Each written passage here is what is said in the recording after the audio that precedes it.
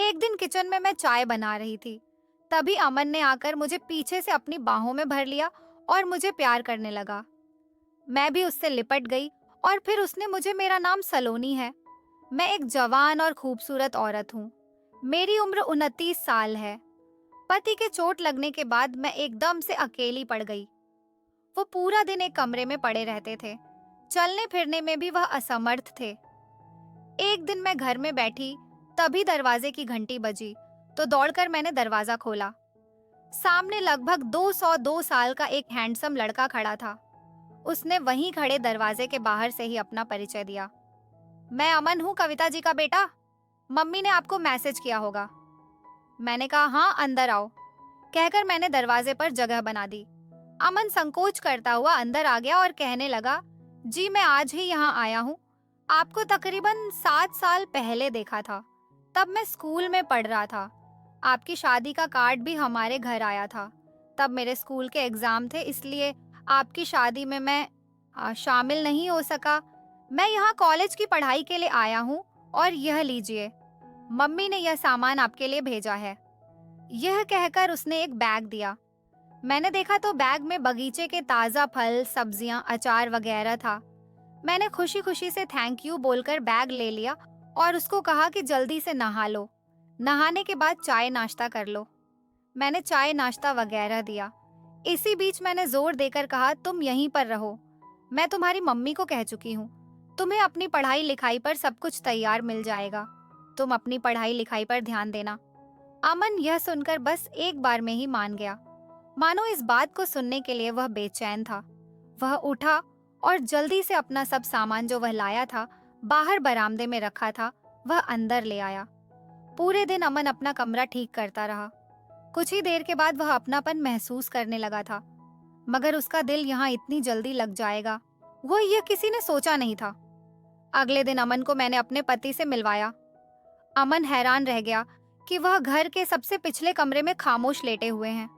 फिर कहने लगा, कमाल है, कल दोपहर से रात तक इनकी आवाज तक सुनाई नहीं दी। मेरे पति सोचते रहे। मैंने उनकी सोच में बाधा डालते हुए कहा, दरअसल बात यह है कि यह दिन भर सोते रहते हैं और रात भर जगते हैं, मगर कल कुछ ऐसा हुआ कि दिन भर और रात भर सोते ही रहे। मैं अमन के आने से बहुत खुश थी। सुनसान घर में कुछ रौनक तो हो गई। अमन अब यहाँ पर पूरी तरह से सेट हो गया था। वह रोज कॉलेज जाता, कॉलेज से आता। कॉलेज से आने के बाद उसकी रूटीन के हिसाब से वह चलता और पढ़ाई भी मन लगाकर करता। एक दिन अमन किचन में आकर मेरा हाथ बटाने लगा, तो मैं हंसकर बोली, अभी तुम बच्चे हो, तुम्हारा काम है पढ़ना लिखना। जवाब में उसने कहा, पढ़ना तो मेरा काम जरूर है, मगर इतना भी बच्चा नहीं हूँ। मैं पूरे 22 साल का हूँ। मैंने चौंकते हुए उसे देखा। ऐ तो अमन कहने लगा, मैं कॉलेज में पढ़ता हूँ, अब बच्चा नहीं रहा। ये सुनकर मैं चुप हो गई। एक दिन बातों बातों में अमन मुझसे पूछने लगा, आपके पति को क्या हुआ है? वो कमरे में अक्सर बंद क्यों रहते हैं? मैंने कहा, वो बिल्कुल फिट थे। पहले अच्छा खासा बिजनेस देख रहे थे। हमारा खुद का कारोबार था, उससे बहुत अच्छी आमदनी होती थी। हुआ ये कि पिछले साल ही एक बिजनेस मीटिंग के लिए वह बाहर जा रहे थे और पता नहीं कैसे उनकी गाड़ी का एक्सीडेंट हो गया और उस एक्सीडेंट में उन्हें बहुत सी चोटें आईं। मैंने सब इलाज कर लिया, लेकिन कोई फर्क नहीं पड़ा। कितने महीनों तक तो वह अस्पताल में ही एडमिट रहे। फिलहाल तो थरथराते हुए चल पाते हैं। 4 कदम चलने में भी पूरे 15 से 20 मिनट लग जाते हैं, इसलिए अपने कमरे में ही थोड़ा बहुत चलते हैं। हफ्ते में 3 दिन फिजियोथेरेपी करने वाला आता है। बाकी दिन फिल्में देखते हैं, जब किताबें पढ़ते हैं। धीरे धीरे ठीक हो जाएंगे। डॉक्टर ने कहा है कि समय लगेगा, फिर आराम से चलने लगेंगे। अमन ये सुनकर मेरी तरफ देखने लगा। वह जानता था कि मुश्किल से 7 साल ही हुए होंगे हमारी शादी को। उसने अंदाजा लगाया था। मैंने कहा, हाँ 7 साल हो रहे हैं, लेकिन मैं आपको बहुत पहले से जानता था। मतलब मैंने देखा था आपको हमारे घर आते जाते हुए। आप मम्मी के पास कुछ किताबें लेने आई थी ना? दी हाँ। तब तुम्हारी मम्मी मेरी मैथ्स की टीचर थी और उनको किताबें लौटाने आई थी। उसके बाद मैं दूसरे स्कूल में जाने लगी थी। ऐसे ही कुछ महीने बीत गए। अमन को हमारे यहाँ रहते 4 महीने हो गए थे, लेकिन ये साफ साफ समझ गया था कि हम दोनों की खामोश जिंदगी में फिजियोथेरेपिस्ट के अलावा वही है जो थोड़ा बहुत संगीत की सुरताल पैदा कर रहा था। अमन ने देखा कि बगीचे में काम करने वाले माली वगैरह भी एक बार आए थे, पर कभी कभी कोई बैंक वाला भी आता था। अमन आज बिल्कुल ही फ्री था, इसलिए वह गुनगुनाता हुआ किचन में आया और झट से मेरी दोनों आंखें बंद करके मेरे कान में मुंह लगाकर बोला, सलोनी, आज मैं कर दूंगा सारा काम। तुम इधर आओ और यहाँ बैठो इस जगह। और वह धीरे धीरे से मेरे मुलायम गीले और खुशबूदार बालों को सूंघता हुआ मुझे एक कुर्सी पर बैठाने लगा। लेकिन मैं उसको वहां बैठाकर खुद उसकी गोद में बैठ गई। हम दोनों कुछ पल ऐसे ही रहे, ना हिले डुले ना कुछ बोले, बस चुपचाप एक दूसरे को महसूस करते रहे।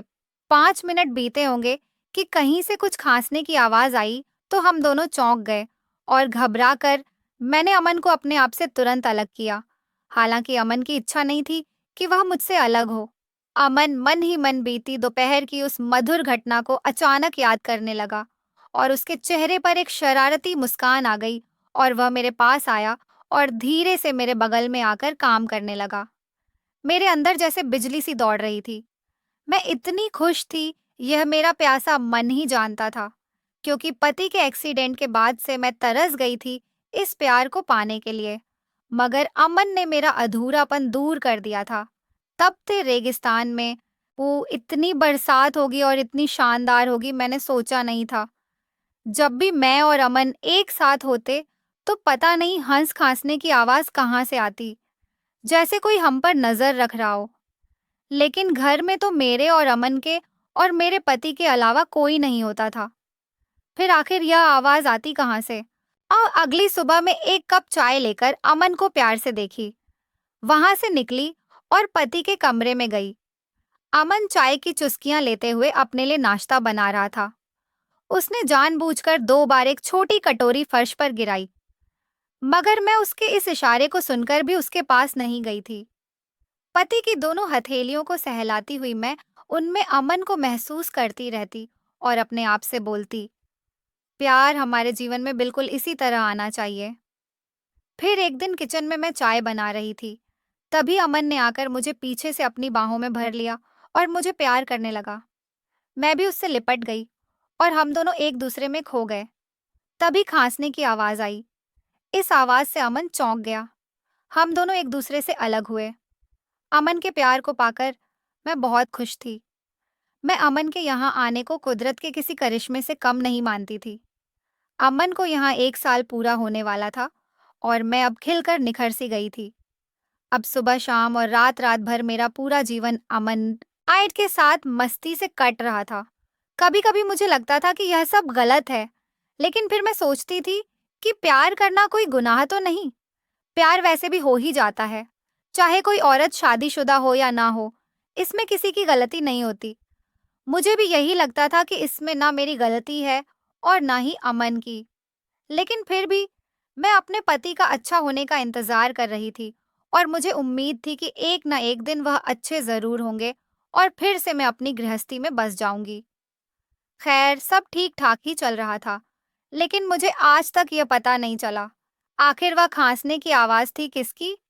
पता नहीं कौन होता था जो चुपके से हमें देखा करता था। तो दोस्तों, कैसी लगी आपको ये कहानी, मुझे कमेंट करके ज़रूर बताइए। अगर अच्छी लगी हो तो प्लीज़ लाइक कीजिए, शेयर कीजिए और सब्सक्राइब करना बिल्कुल भी ना भूलें। धन्यवाद।